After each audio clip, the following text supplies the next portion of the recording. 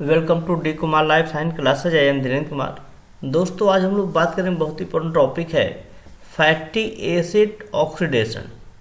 इसमें हम लोग डिस्कस करेंगे beta oxidation of fatty acid. तो दोस्तों, लास्ट तक के वीडियो देखिएगा, आपका वेल कॉन्सेप्ट क्लियर हो जाएगा फैटी एसिड ऑक्सीडेशन से रिलेटेड। और कोई भी क्वेरी हो तो ये मेरा गिवन ईमेल आईडी है, तो उसमें आप कभी भी हमको आप ईमेल कर सकते हैं और उसका तुरंत सोल्यूशन आपको मिल जाएगा। तो वन बाय वन स्टार्ट करते हैं। देखिए, सबसे पहले हम लोग फाइंड आउट करते हैं कि व्हाट इज फैटी एसिड। तो फैटी एसिड ऑक्सीडेशन का मीनिंग क्या होता है? तो fatty acid oxidation is the mitochondrial aerobic process of break down of fatty acid into acetyl coenzyme A unit. अब इसमें देखा जाए, जो फैटी एसिड होते हैं उनको क्या करना, ब्रेक डाउन करना किसमें, एसिटिल कोएंजाइम ए में। और ये इंपॉर्टेंट होता है कि फैटी एसिड ऑक्सीडेशन पाया कहाँ जाता है, तो बच्चों माइटोकॉन्ड्रियल एरोबिक, माने माइटोकॉन्ड्रियल एरोबिक प्रोसेस मेनली हम बात करते हैं। माइटोकॉन्ड्रियम होता है जहाँ पे एरोबिक क्या होता है, आपके प्रोसेस होते हैं। Fatty acid are activated before oxidation, utilize ATP in the presence of CoA, SH and acetyl coenzyme A synthetase। अब इसमें देखा जाए एंजाइम होते हैं जो फैटी एसिड क्या होते हैं, एक्टिवेट होते हैं बिफोर ऑक्सीडेशन में, जो यूटिलाइज करते हैं किसको, एटीपी को। अब इंपॉर्टेंट होता है कि फैटी एसिड यूटिलाइज करता है किसको, एटीपी को। तो किसके प्रेजेंस में, तो in the presence of enzyme synthetase enzyme. तो fatty acid are oxidise by beta, alpha and omega oxidation. तो beta oxidation is the most important pathway. अब इसमें देखा जाए फैटी एसिड का ऑक्सीडेशन जो होता है, अल्फा बीटा ओमेगा तीनों ऑक्सीडेशन होते हैं, जिसमें जो सबसे जो मोस्ट इंपॉर्टेंट पाथवे होता है क्या होता है, beta oxidation of fat, beta oxidation आपका होता है। अब इसमें एक क्वेश्चन राइज होता है कि सर इसमें अल्फा बीटा ओमेगा का मीनिंग क्या होता है। देखिए, बीटा ऑक्सीडेशन का यदि हम लोग यहाँ पे फाइंड आउट करें तो बीटा ऑक्सीडेशन का मीनिंग क्या होता है, oxidation take place in the beta carbon of fatty acid with the removal of 2 carbon atom at a time from the carbonyl end of the molecules. अब देखिए, beta oxidation का मतलब क्या हुआ बच्चों, कि जो ऑक्सीडेशन जो पाया जाएगा वो किसमें, बीटा कार्बन पे। बीटा कार्बन मतलब होता है एक पहला कार्बन अल्फा होता है, सेकंड कार्बन जो होता है उसको हम लोग क्या बोलते हैं, बीटा कार्बन। तो बीटा कार्बन से क्या हो जाएगा, 2 कार्बन मॉलिक्यूल क्या हो जाएगा, एक ही साथ क्या हो जाएंगे, आपके रिमूव हो जाएंगे। किससे, from the carboxyl and of the molecule. जो कार्बोक्सिल एंड आपका है मॉलिक्यूल का, उसे 2 कार्बन मॉलिक्यूल क्या हो जाएंगे, आपके रिमूव हो जाएंगे। Fatty acid containing even number and odd number of carbon atom as well as unsaturated fatty acid are oxidise by beta oxidation. देखिए दोस्तों, तो फैटी एसिड जो आपके होते हैं उसमें क्या होता है नंबर, तो बोला गया सर उसमें इवन और ऑड नंबर के दोनों कार्बन मॉलिक्यूल होते हैं। और उसमें अनसैचुरेटेड फैटी एसिड भी क्या होते हैं, आपके प्रेजेंट होते हैं। उन्हें क्या होता है, ऑक्सीडेशन किससे होता है, बीटा ऑक्सीडेशन के थ्रू क्या है, उस मॉलिक्यूल का ऑक्सीडेशन होता है। तो फैटी एसिड क्लियर हो गया पॉइंट, फैटी एसिड क्या होता है। अब इसमें देखा जाए, अब हम लोग बात करते हैं जो आपके टॉपिक पे हम लोग डिस्कस करेंगे, beta oxidation of fatty acid. Beta oxidation is a catabolic process by which fatty acid molecules are broken down in the cytosol in prokaryote and in the mitochondria in the eukaryote to generate acetyl coenzyme A। अब इसमें देखा जाए beta oxidation जब हम लोग करते हैं fatty acid का, तो उसमें प्रोकैरियोट की बात करें तो कहाँ पाया जाएगा बच्चों, साइटोसॉल में। यूकैरियोट की बात करते हैं तो माइटोकॉन्ड्रियम होता है, जो क्या प्रोड्यूस करता है, acetyl coenzyme A. And the acetyl coenzyme A enter the TCA cycle, citric acid cycle are used in the electron transport chain। उसको हम लोग क्या करते हैं, इलेक्ट्रॉन ट्रांसपोर्ट चैन में भी यूज करते हैं और सिट्रिक एसिड साइकिल में भी आप यूज करते हैं। It refer to as beta oxidation because the beta carbon of the fatty acid undergo oxidation of a carbonyl group. अब इसके लिए क्या होता है, सबस्ट्रेट क्या होता है, पहले हम लोग क्या यूज करते हैं, फ्री फैटी एसिड कामा H2O, और प्रोडक्ट क्या बनेगा, 1 acetyl coenzyme A, 1 NADPH and 1 FADH2 for every removal of 2 carbon group from the fatty acid chain. देखिए, जब फैटी एसिड चैन को हम लोग यहाँ से क्या करते हैं, रिमूव करते हैं, क्या करते हैं, रिमूव करते हैं। तो वहाँ से क्या होता है बच्चों, तो देखा जाए सबसे पहले 1 एसिटिल कोएंजाइम A बनता है, 1 NADP 1,8-DPH बनता है एंड 1,F-ADH2 बनता है। एवरी रिमूवल ऑफ 2 कार्बन, जब हम 2 कार्बन रिमूव करेंगे तो इसकी क्या होती है, सिंथेसिस होती है किसमें, बीटा ऑक्सीडेशन में। तो बीटा ऑक्सीडेशन का मीनिंग होता है कि जो आपके जो कार्बन नंबर सेकंड होता है उसी मालिक्यूल का हम लोग क्या करते हैं, ऑक्सीडेशन करते हैं, और वहाँ पे क्या होता है, ये मालिक्यूल जब 2 कार्बन मालिक्यूल रिमूव हो जाएगा तो ये आपके क्या होंगे, आपके प्रोडक्ट आपके फॉर्म होते हैं। अब इसमें बात करते हैं activation of fatty acid. Fatty acid first convert into active intermediate before they can catalyse. अब इसमें देखा होता है इंटरमीडिएट प्रोडक्ट आपके बनते हैं। This is the one step of the complete degradation of fatty acid that require energy from ATP. The activation of fatty acid is undergoing 2 step. अब देखा 2 स्टेप में। अब देखिए फैटी एसिड क्या बनाएगा, एसिड को एंजाइम में। अब कैसे बनाएगा, पहले फैटी एसिड एटीपी से क्या करेगा, रिएक्ट करेगा, तो एसाइल एनाइलेट आपको फॉर्म हो जाएगा एंड पीपीआई क्या करेगा, यहाँ पे रिमूव हो जाएगा, और एसाइल एनाइलेट अगेन क्या करेगा, HCOA से रिएक्ट कर लेगा, और देखिए यहाँ पे क्या हो जाएगा, एस्टिल को एंजाइम ए, और क्या यहाँ फॉर्म हो जाएगा, AMP। अभी इसमें देखा जाए जब फैटी एसिड एक्टिवेशन की बात करेंगे तो क्या हो जाएगा, ये फैटी एसिड क्या प्रोड्यूस करेगा, आपको फॉर्म कर देगा एसाइल को एंजाइम ए। अब एसाइल को एंजाइम क्या हुआ, ये 2 स्टेप में क्या हो गया, आपके यहाँ पे फॉर्म हुए। तो फैटी एसिड का बच्चों पहले क्या हुआ, ATP से रिएक्ट किया, एसाइल एनाइलेट फॉर्म कर दिया, और एसाइल एनाइलेट HCOA से रिएक्ट किया, और क्या बना दिया आपका एसाइल कोएंजाइम ए, और AMP क्या हुआ यहाँ पे आपका प्रोड्यूस हो जाता है। तो ये आपके 2 स्टेप रिएक्शन होते हैं जब आपके एक्टिवेशन ऑफ फैटी एसिड की क्या करते हैं हम लोग यहाँ पे फाइंड आउट करते हैं। अब बात करने चल रहा है transport of fatty acid into the mitochondria. अब इसमें हम लोग बात करेंगे कि कैसे फैटी एसिड ट्रांसपोर्ट होते हैं किसमें, माइटोकॉन्ड्रिया में। तो fatty acid are activated on the outer membrane where they are oxidized in the mitochondrial matrix. अब इसमें देखा जाए फैटी एसिड एक्टिवेट कहाँ होंगे, आउटर मेम्ब्रेन, जो माइटोकॉन्ड्रिया का आउटर मेम्ब्रेन होता है वही क्या हो जाएंगे, आपके एक्टिवेट हो जाएंगे, और where they are oxidize in the mitochondrial matrix, और माइटोकॉन्ड्रियल मैट्रिक्स में क्या हो जाएगा, उसका ऑक्सीडेशन हो जाएगा। एक्टिवेट कहाँ हुआ बच्चों, माइटोकॉन्ड्रियल मेम्ब्रेन में, लेकिन ऑक्सीडेशन कहाँ होगा, माइटोकॉन्ड्रियल मैट्रिक्स में। The activated long chain fatty acid are transport across the membrane by conjugating them to carnitine, a deuter ion alcohol.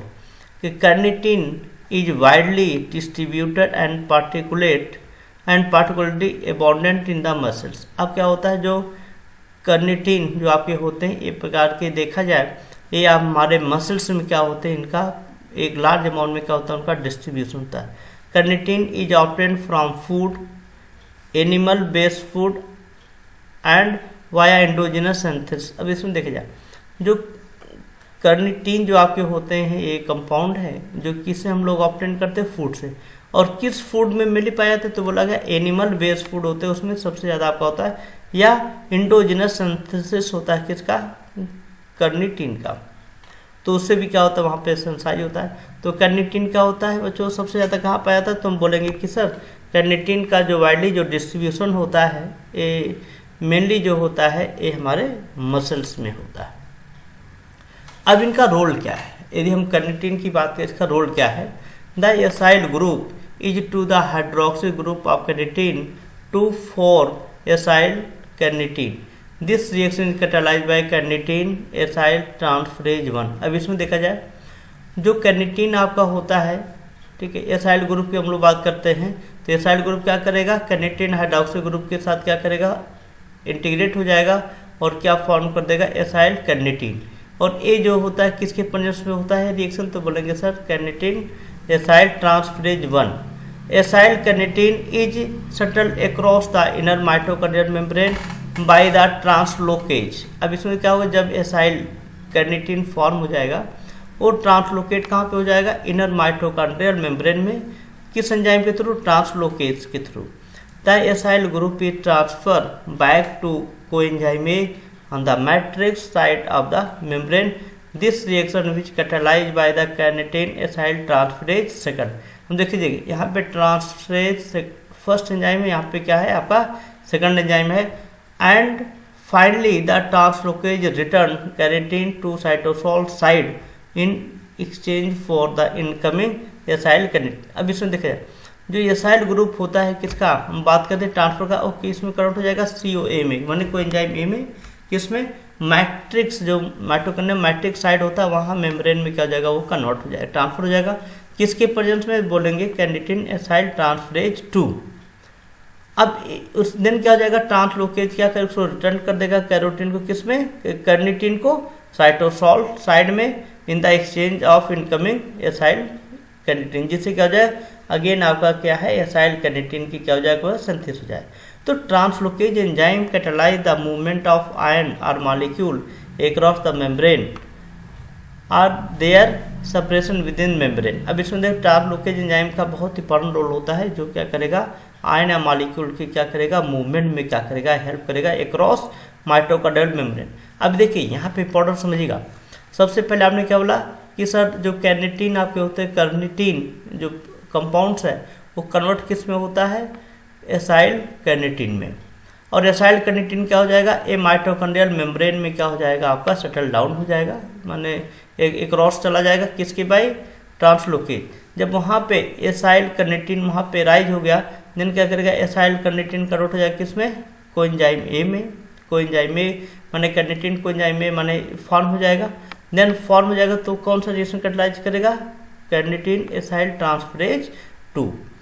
Then क्या हो जाएगा आपका ट्रांसलोकेज एंजाइम क्या करेगा, इस कैर्निटीन को क्या करेगा, रिटर्न कर देगा किसमें, साइटोसॉल साइड में। देन क्यों रिटर्न करेगा, जिससे अगेन क्या हो जाएगा कैर्निटीन वो कन्वर्ट हो जाएगा किसमें, एसाइल कैर्निटीन में क्या हो जाएगा, अगेन कन्वर्ट हो जाए, जिससे क्या हो जाएगा ये प्रोसेस कंटिन्यू चलता रहता है। ये देखिए बच्चों, देखिए यहाँ पे प्लाज्मा मेम्ब्रेन हो गया, वन आउटर मेम्ब्रेन और आउटर माइटोकॉन्ड्रियल मेम्ब्रेन और इनर माइटोकॉन्ड्रियल मेम्ब्रेन। अब देखिए यहाँ पे फैटी एसिड आपका हुआ, कहाँ पे गया, यहाँ पे आ गया, इस कंपाउंड को फॉर्म हुआ, और यहाँ पे क्या बन जाएगा आपका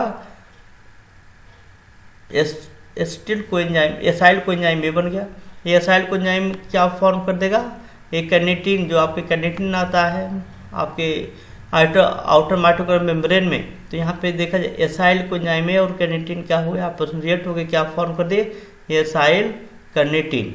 और एसाइल कैर्निटीन क्या करेगा, आपको कहाँ चला जाएगा, एक क्रॉस चला जाएगा, कहाँ पे आपका इनर माइटोकॉन्ड्रियल मेम्ब्रेन, और वहाँ पे कोएंजाइम ASH से रिएक्ट करेगा और यहाँ पे क्या फॉर्म कर देगा, एसिटिल कोएंजाइम ए, और एसिटिल कोएंजाइम क्या करेगा, बीटा ऑक्सीडेशन में क्या करेगा, आपको वर्क कर देगा। तो ये चीज़ें क्या होता है आपका इंपॉर्टेंट हो जाता है। तो देखिए यहाँ पे क्या जाएगा आपका एसाइल कोएंजाइम में क्या करेगा, बीटा ऑक्सीडेशन क्या करेगा, यहाँ पे प्रोड्यूस करेगा।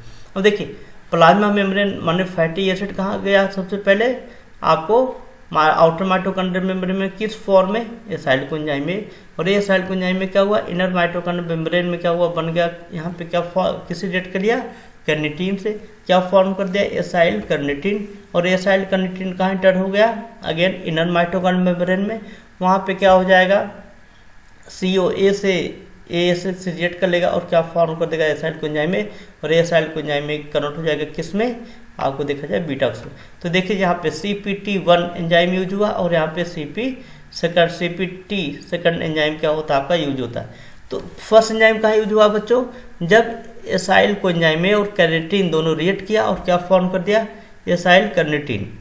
जब ये फॉर्म हो जाता है देन क्या हो जाएगा, इंटर हो जाएगा कहाँ पे, देन यहाँ पे क्या यूज होगा, CPT सेकंड।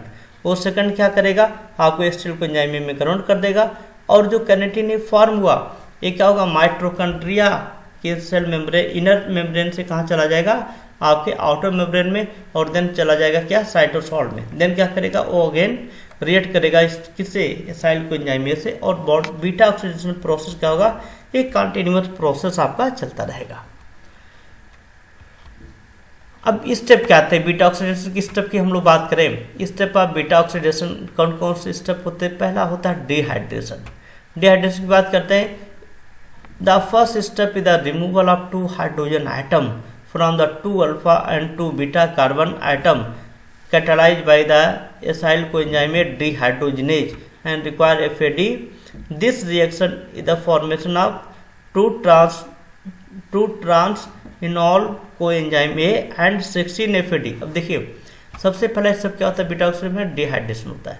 डिहाइड्रेशन की बात करते हैं, वहाँ पे 2 हाइड्रोजन मॉलिक्यूल क्या होगा, रिमूव होगा, ठीक है। रिमूव होकर क्या किसके थ्रू होगा, तो बोलेंगे एसाइल को एंजाइम डिहाइड्रोजनेज एंजाइम रिक्वायर्ड क्या होगा, FAD। अब देखिए ये क्या है, एसाइल को एंजाइम। अब देखिए यहाँ पे अल्फा और बीटा कार्बन की बात हो रही है। यहाँ पे देख एक हाइड्रोजन क्या हुआ, यहाँ पे रिमूव हुआ, ठीक, और FAD करंट होगा किसमें, FADH2 में, ऑक्सीडेशन यहाँ पे हुआ।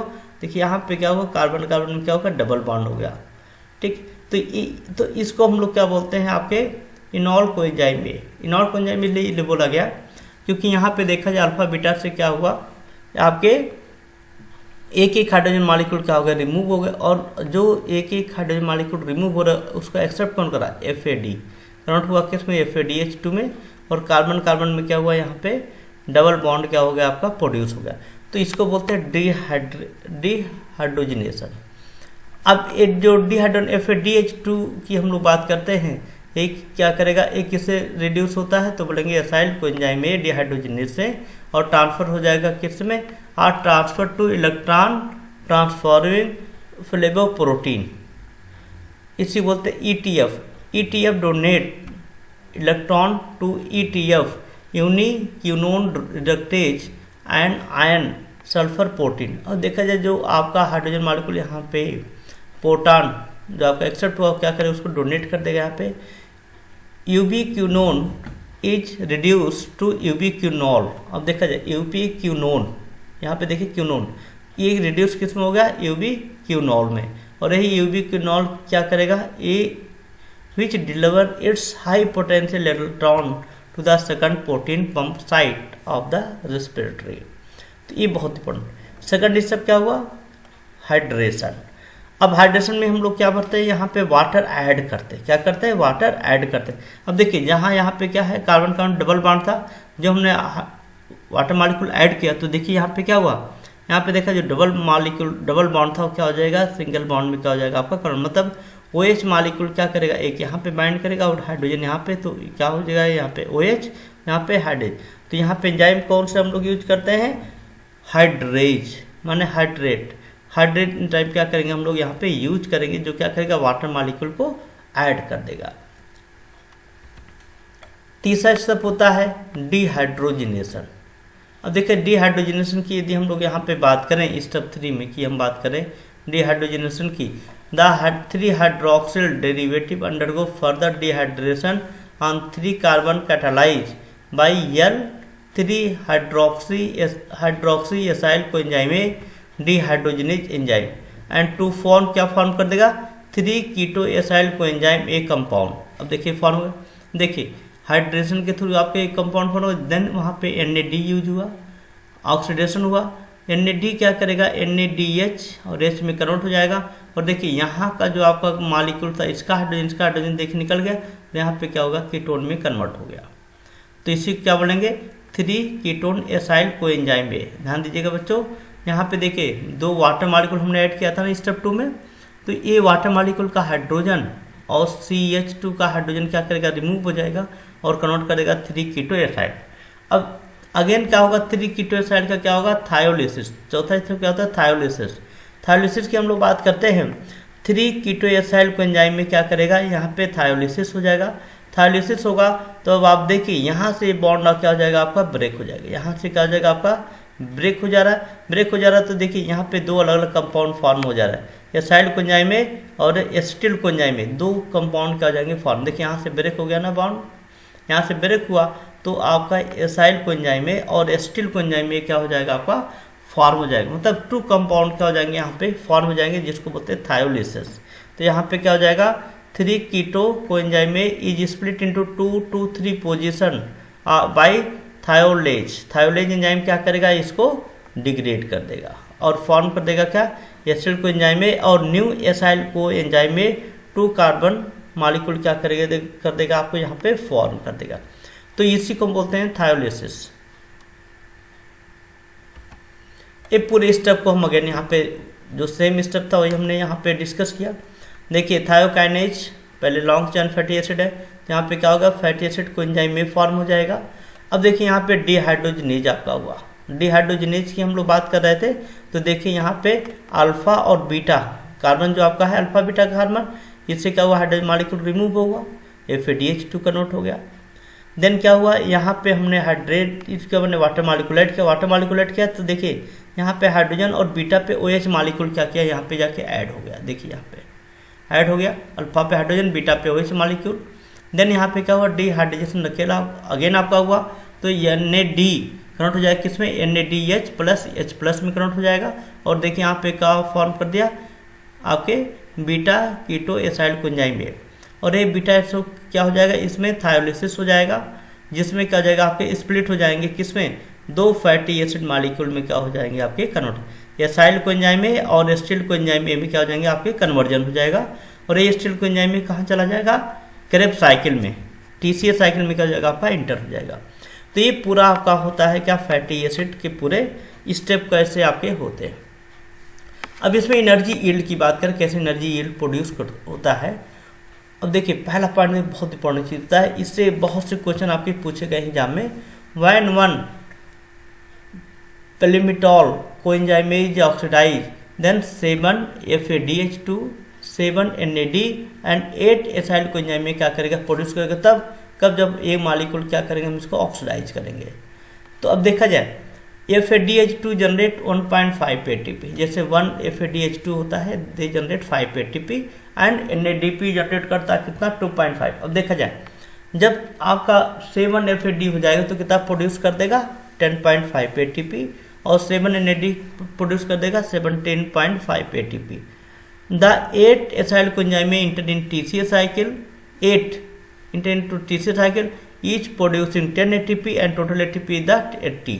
अब एक एसाइल कोएंजाइम में, एसिटिल कोएंजाइम में इंटर हुआ TCA साइकिल में तो 10 ATP प्रोड्यूस किया, और 8 कितना प्रोड्यूस करेगा, 80। अब देखा जाए यहाँ पे 7 का कितना हो गया, 10.5, NAD का हो गया 17.5, और आपका एसाइल कोएंजाइम का ये हो गया 80।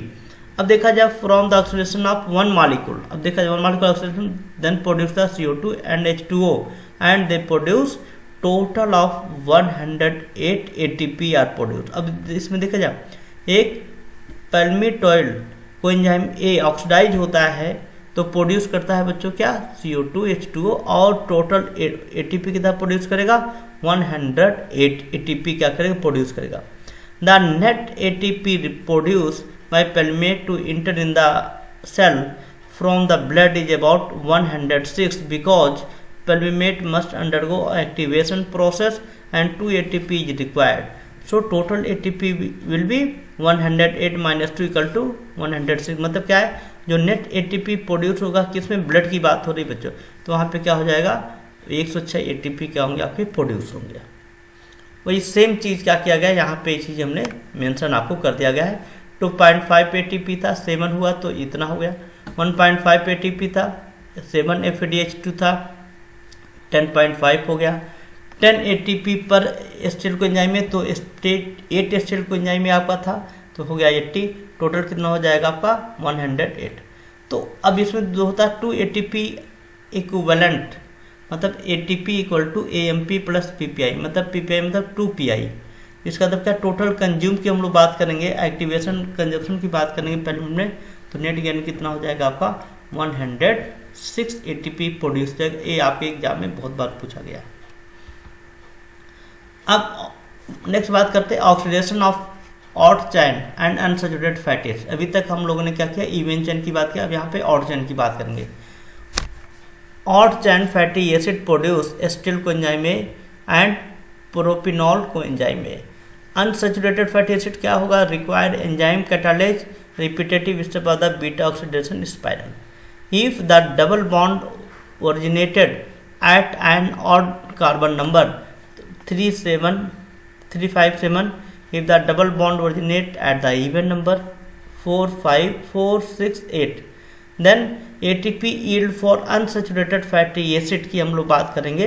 If the double bond originated in odd position, then they will be 1.5। ध्यान दीजिएगा बच्चों, 1.5 होगा कब, जब ATP अनसैचुरेटेड फैटी एसिड की बात करेंगे ऑड नंबर पे, लेकिन जब ATP जनरेशन की बात करेंगे इवन नंबर पे तो क्या हो जाएगा 2.5। मतलब क्या है, वहाँ यहाँ पे 1 FAD प्रोड्यूस होगा और यहाँ पे क्या हो जाएगा 1 NADH हो जाएगा, जो कि इक्विवेलेंट किसके होगा 2.8 के, मतलब 2.5 एटीपी प्रोड्यूस होगा। कब? जब इवेंट की बात करें। ऑड की बात करेंगे 1.5 एटीपी क्या होगा आपका प्रोड्यूस होगा।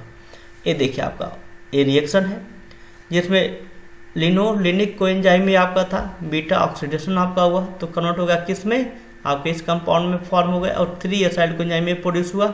अब यहाँ पे इनोल कोएंजाइम आइसोमरेज एंजाइम हमने यूज किया तो यहाँ पे देखिए आपके कन्वर्जन हो गया, आपका आइसोमर्स फॉर्म हो गए। देन यहाँ पे बीटा ऑक्सीडेशन आपका होता है तो कोएंजाइम में एक आपका रिमूव हो जाता है और एसाइड को एंजाइम डिहाइड्रोजनेज यहाँ पे आके क्या करेगा, बाइंड कर लेगा। देन देखा जाए लिनोलिक कोएंजाइम रिडक्टेज आपका आपके रिएक्शन फॉर्म कर देगा, इसको ऊपर कर देगा। इनॉल कोएंजाइम में आइसोमर क्या करेगा, इसी को अगेन कन्वर्ट कर देगा इस फॉर्म में। जब ये फॉर्म में कन्वर्ट हो जाता है देन क्या प्रोड्यूस 5 एसिटिल कोएंजाइम में क्या करेगा, यहाँ पे प्रोड्यूस करेगा। एक किसकी बात करें, अनसैचुरेटेड फैटी एसिड किसकी बात करेंगे, अनसैचुरेटेड। अब देखिए यहाँ पे डबल बॉन्ड है, डबल बॉन्ड आपके हो रहे हैं। अगेन डबल बॉन्ड मतलब क्या है, दिस नोन है अनसैचुरेटेड फैटी एसिड। तो कैसे लिनोलिनिक कोएंजाइम में प्रोड्यूस करता है 5 एसिटिल कोएंजाइम ए। अब एक चीज इंपॉर्टेंट होता है, जैसे बीटा ऑक्सीडेशन होता है तो इसकी डिफिशियंसी जो है तो इफेक्ट क्या रहेगा।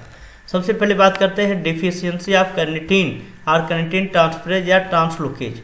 अब देखा यदि आपके बॉडी में कार्निटीन या कार्निटीन ट्रांसफरेज या ट्रांसलोकेज एंजाइम की क्या हो जाए, डिफिशियंसी हो जाए तो उस केस में क्या हो जाता है बच्चों, तो सबसे पहले होता है आपके मसल्स में क्रैम्पिंग होता है ड्यूरिंग एक्सरसाइज, सीवियर वीकनेस हो जाती है और आदमी का यदि ज़्यादा क्रैम्पिंग हो जाए पूरे मसल्स में तो डेथ भी हो सकता है। मसल्स वीकनेस लेट किससे करता है, इससे करता है कि फैटी एसिड का इंपॉर्टेंट उसको लॉन्ग टर्म में एनर्जी नहीं मिलेगा। और तीसरा क्या जाएगा, hypoglycaemia and hypoketosis are common founding. ये आपके दो बीमारी क्या हो जाएंगे, कॉमनली हो जाएंगे। कब? जब इनकी डिफिशियंसी हो जाए। डाइट में यदि बात करें फैटी एसिड की डिफिशियंसी हो जा रहा है जिसमें कैलोरी सेटल डाउन है तो माइटोकॉन्ड्रियम क्या होगा, ये प्रोसेस आपका होगा नहीं, एसिड कोएंजाइम का फॉर्मेशन नहीं होगा। दूसरा हम लोग बात करें जेमेसियन सिकनेस डिजीज हो जाता है। अब Jamaican vomiting sickness is cause by eating of unripe food of ackee tree which contain toxic hypoglycin. ये देखा जाए हाइपोग्लाइसिन होता है ना, कभी कभी हम अनरिप फूड को खाते हैं, फ्रूट को, तो क्या होता है उसमें क्या होता है, टॉक्सिक पाया जाता है। कौन सा टॉक्सिक होता है, हाइपोग्लाइसिन। उससे क्या करता है, एक्टिवेट हो जाता है क्या, शॉर्टन इनएक्टिवेट कर देता है एसाइल कोएंजाइम में डिहाइड्रोजनेज को, जिससे क्या होगा, बीटा ऑक्सीडेशन आपका नहीं होगा और क्या कॉज करेगा, हाइपोग्लाइसीमिया। हाइपोग्लाइसीमिया क्या करेगा, आपको कॉज कर देगा। तीसरा आपका होता है डाइकार्बोक्सिल एस्टीयूरिया इज कैरेक्टराइज बाय द, पहला होता है excretion of C16C10 dicarboxylic acid. दूसरा होता है non ketotic hypoglycaemia which cause the lack of mitochondrial medium chain acyl coenzyme dehydrate. अब देखा जाए इसकी क्या हो जाए, डिफिशियंसी हो जा रहा है माइटोकॉन्ड्रियल मेम्ब्रेन में, तो क्या हो जाएगा आपका आगे का जो प्रोसेस है वो क्या हो जाएगा, आपका लॉस हो जाएगा। Acute fatty liver of pregnancy affect patient may become jaundice or develop encephalopathy from liver failure and reflect by the an elevated ammonium level. Profound hypoglycaemia is common. यदि आपका एक्यूट लीवर क्या हो जाए, आप pregnancy बात कर रहे हैं, जब आपका इफेक्ट हो जाए तो उसको आपका जॉन्डिस होने का चांस मैक्सिमम होता है। और लीवर भी आपके क्या होते हैं, लीवर के अंदर क्या होता है, डिफरेंट टाइप के आपके एलिवेट हो जाते हैं अमोनियम लेवल, उससे कहीं ना कहीं क्या करेगा, आपको क्या कॉज हो जाएगा, हाइपोग्लाइसीमिया। ओवरऑल इफेक्ट की बात करते हैं, one step reaction beta oxidation का ओवरऑल देखा जाए, आपका एसाइल कोएंजाइम है, कार्बन नंबर आपके जितने भी होंगे FAD NAD H2O COA से रिएक्ट करेगा तो क्या बनेगा, CN2। एसाइल कोएंजाइम में FADH2 NADH2 hydrogen ion produce करेगा एंड एसाइल कोएंजाइम में क्या करेगा, प्रोड्यूस करेगा। बीटा ऑक्सीडेशन का पूरा होता है। इसका सिग्निफिकेंस क्या है, fatty acid which are major source of energy in human body और oxidize mainly the beta oxidation. तो बीटा ऑक्सीडेशन से क्या होता है, हमारे बॉडी में बहुत अमाउंट की एनर्जी, कितनी एनर्जी होती, 106 ATP। तो beta oxidation of fatty acid की बात किया था अभी आप लोगों ने। तो देखिए फैटी एसिड कितने हो गए, 2, सैचुरेटेड और अनसैचुरेटेड। सैचुरेटेड की ये आपके एग्जाम्पल हो गए, lauric acid, myristic acid, palmitic acid, stearic acid. Unsaturated की बात करें, mono unsaturated, poly unsaturated.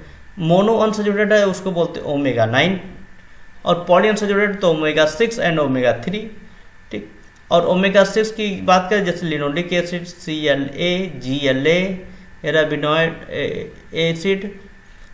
Omega 3 की बात कर रहे हैं, लिनोलेनिक एसिड, EPA और DHA।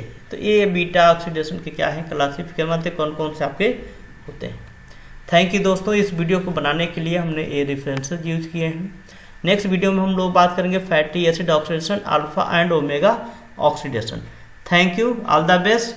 आप ये वीडियो से और लोगों को शेयर करें, और कोई भी यदि डाउट हुआ हो तो आप हमारी इस email ID है उस पर आप शेयर करें, शेयर करें। यदि आप लाइक ना किए हो लाइक करिएगा, कमेंट्स करिएगा, और इम्पॉर्टेंट चीज़ है यदि आप सब्सक्राइब ना किए हो चैनल सब्सक्राइब करिएगा।